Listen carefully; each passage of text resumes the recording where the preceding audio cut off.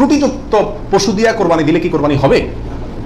ত্রুটিযুক্ত পশু, একটা পশুর ভিতরে কোনো দোষ আছে, ত্রুটি আছে, সমস্যা আছে, রোগবালাই আছে, ওইটা এমনি জবাই করে খেতে পারবেন, কিন্তু কোরবানি দিলে কোরবানি হবে কি না? এর উত্তর হলো কিছু কিছু ত্রুটি আছে, যেই ত্রুটিগুলো থাকলে পশু কোরবানি করলে ওই কোরবানি যথেষ্ট হবে না। আর কিছু কিছু ত্রুটি আছে যেগুলো থাকলেও কি দেওয়া যাবে, ওই ত্রুটি সহকারে কোরবানি দিলে কোরবানি হয়ে যাবে। কোন ত্রুটিতে আপনার কোরবানি দিলে কোরবানি হবে না? একটা হলো ল্যাংড়া হওয়া, এমন ল্যাংড়া যে ল্যাংড়ার কারণে সে পশুর পালের সাথে চললে পিছায় যায়, তাদের সাথে তাল মিলায় ধরে রাখতে পারে না, অথবা জবাই করার জায়গা পর্যন্ত হেঁটে যাওয়ার ক্ষমতা নেই, তাকে ঠেলা নিয়ে যেতে হয়, ছেঁচড়া নিয়ে যেতে হয়, শক্তি নেই পায়ে, এক পা হোক দুই পা হোক, এরকম ল্যাংড়া ঘোড়া যদি হয় তাহলে ওইটা দিয়ে কোরবানি দিলে কি হবে না? যথেষ্ট হবে না, হাদিসে সুস্পষ্টভাবে নিষেধ করা আছে।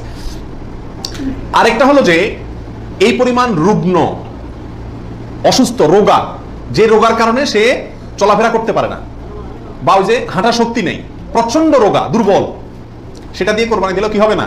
কোরবানি হবে না।